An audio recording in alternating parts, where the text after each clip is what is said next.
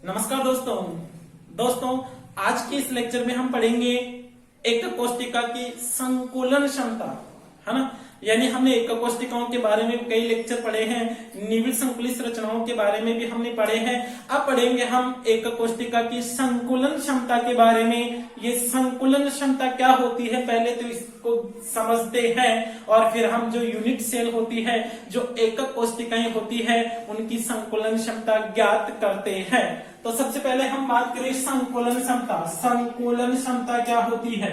संकुलन क्षमता, तो देखो संकुलन क्षमता क्या होती है।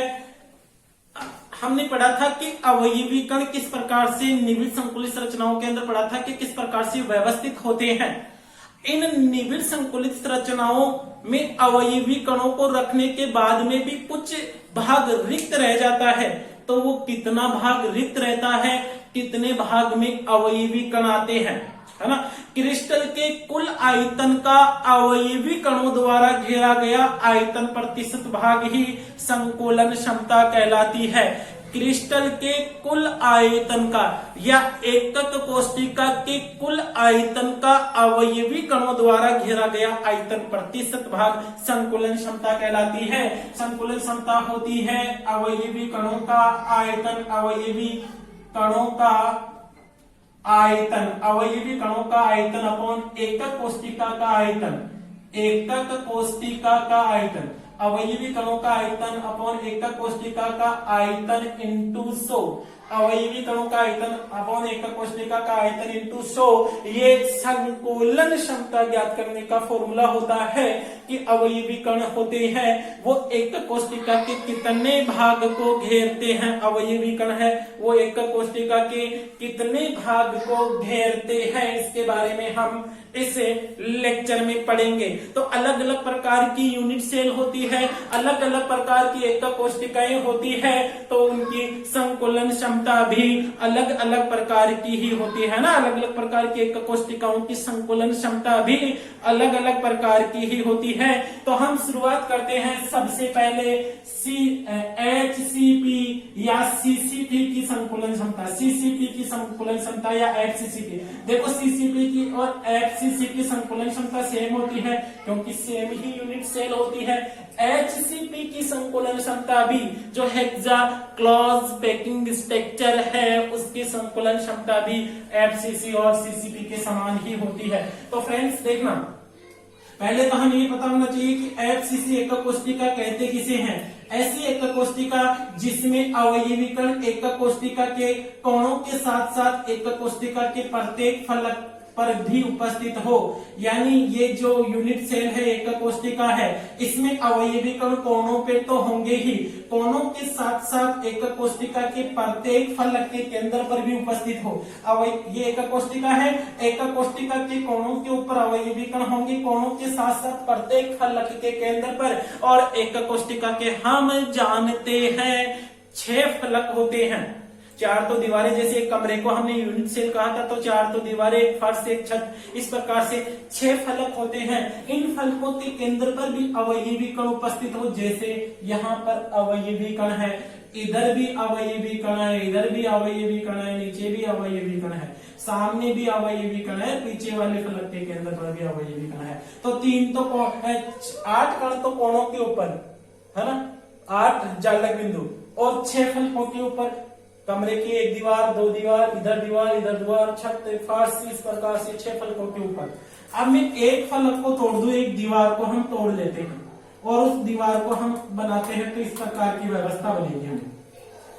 इस कोने पे अवयवी कण होगा, इस कोने पे अवयवी कण होगा, इस कोने पे अवयवी कण होगा, और इस कोने पर भी अवयवी कण होगा। हाँ, कोनों के साथ कहाँ होगा? ये इस फलक के केंद्र पर भी अवयवी कण होगा। तो इस प्रकार से अवयवी कण होते हैं FCC में। अब हम देखें, यहाँ पर हम एक विकिरण खींच देंगे, एक विकिरण खींच दिया, है ना। इस फलक में हम एक त्रिभुज बना दे A, B और C। अब देखो इसकी संकुलन क्षमता किस प्रकार से ज्ञात करनी है, ध्यान देना फ्रेंड्स अच्छी तरह से। माना एकक कोष्टिका,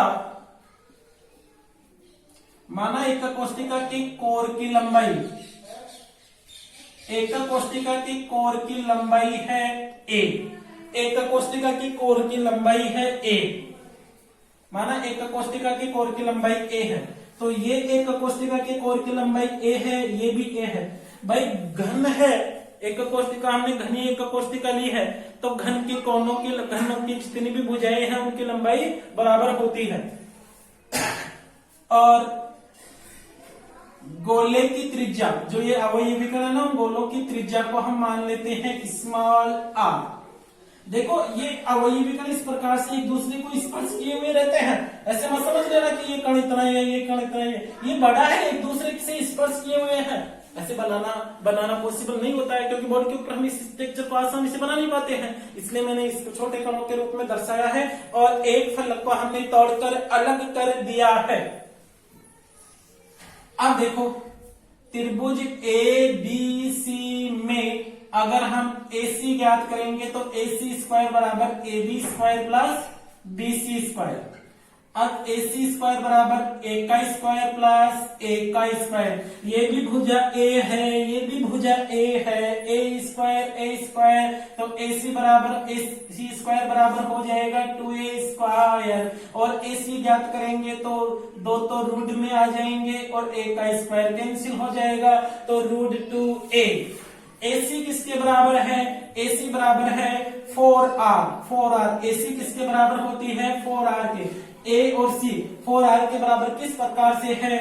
इस गोले की त्रिज्या, इस गोले की त्रिज्या और इस गोले का व्यास, यानी कोने पर जो कण है वो और यूनिट एकक कोष्टिकाओं का तो भी हिस्सा होता है ना, क्योंकि एक एकक कोष्टिका के अंदर कोने का 1/8वां भाग ही होता है। तो इस गोले की त्रिज्या, इस गोले की त्रिज्या, इन दोनों गोलों का व्यास 4R हो गया AC। अब AC के स्थान पर 4R रखेंगे तो 4R बराबर रूट 2A, और अगर हम A ज्ञात करेंगे तो रूट 2 का भाग लग जाएगा 4R upon root 2A।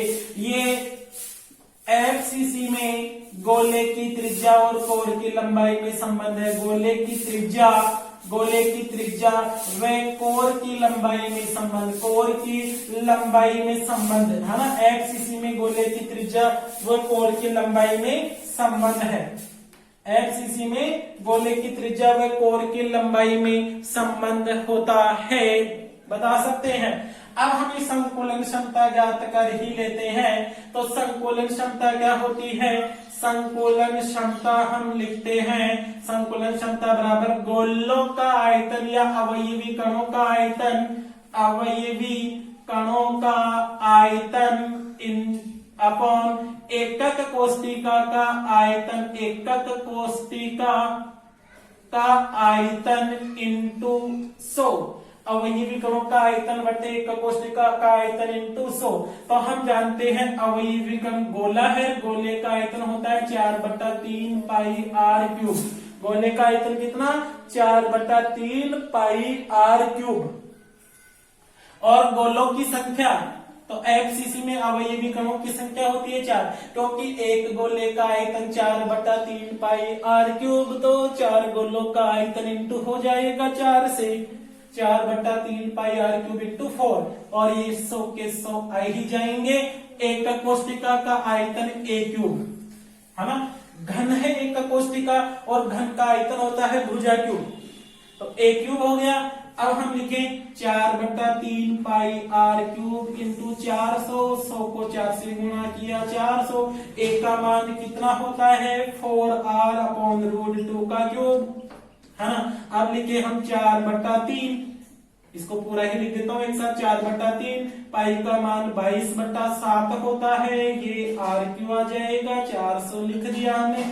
4R का क्यूब हो जाएगा 64R क्यूब, और रूट 2 का क्यूब, रूट 2 को 3 बार गुणा करेंगे तो ये तो 2 हो जाएगा, 2 रूट 2 है ना, 2 रूट 2 ऊपर आ जाएगा, तो 2 रूट 2। अब कैंसिल करेंगे, इसको कैलकुलेट करेंगे तो r क्यूब से r क्यूब कैंसिल, 4 से ये 16 बार चला जाएगा, 16 से इसको कैंसिल कर दो, यानी टोटल कैलकुलेशन करेंगे तो हमें 74% संकुलन क्षमता प्राप्त होगी। तो एफसीसी या सीसीपी की संकुलन क्षमता होती है 74%। यानी एफसीसी एक कोशिका में अवयवी कण 74% भाग घेरते हैं, जबकि रिक्त कितना रह गया? रिक्त भाग अगर 100 में से 74 को घटाएंगे तो 26 आ जाएंगे। 100 में से 74 को घटाएंगे तो कितना आ जाएगा? 26। तो 26% भाग होता है वो रिक्त होता है। बता सकते हो एफसीसी की संकुलन क्षमता 74% होती है और रिक्त भाग होता है 26%। तो हम एफसीसी की संकुलन क्षमता ज्ञात कर सकते हैं। फ्रेंड्स, हमें मुख्य रूप से एक तो ये फॉर्मूला याद रखना है कि एफसीसी में गोले की त्रिज्या और कोर की लंबाई में क्या संबंध है। हमें गोले की त्रिज्या दे दे तो यूनिट सेल के कोर की लंबाई पूछ सकता है, और एक कोशिका के कोर की लंबाई यानी भुजा की लंबाई दे दे तो गोले की त्रिज्या पूछ सकता है। या फिर डायरेक्ट हमें एफसीसी, सीसीपी या एचसीपी की संकुलन क्षमता भी पूछ सकता है, जो कि होती है 74%। अब बात करते हैं हम बीसीसी की संकुलन क्षमता, बॉडी सेंट्रोइड क्यूब। देखो बॉडी सेंट्रोइड क्यूब संरचना कैसी होती है? इस प्रकार की व्यवस्था होती है, उसे हम बॉडी सेंट्रल क्यूब कहते हैं। अवयवी कण कोनों पे होंगे, कोनों के साथ साथ एक बीच में होंगे। तो इस स्ट्रक्चर में देखना मैं कौन कौन से कण बनाता हूं। एक तो ये कण आ गया, एक इस कोने का कण बना दिया और एक बीच का कण बना दिया, और एक का कोशिका में एक विकर्ण खींच दी। यानी एक का कोशिका में मतलब इस कोने से इस कोने के बीच में विकर्ण खींच दी और एक फलक के ऊपर विकर्ण खींच दी। तो अब दो त्रिभुज बनेंगे, त्रिभुज ए बी सी और डी। तो देखो ये जो समकोण त्रिभुज बना है ना एबीसी, एबीसी में एसी ज्ञात करने के लिए पहले हमें एबी ज्ञात करना पड़ेगा। तो वही बातें लिखेंगे, माना कोर की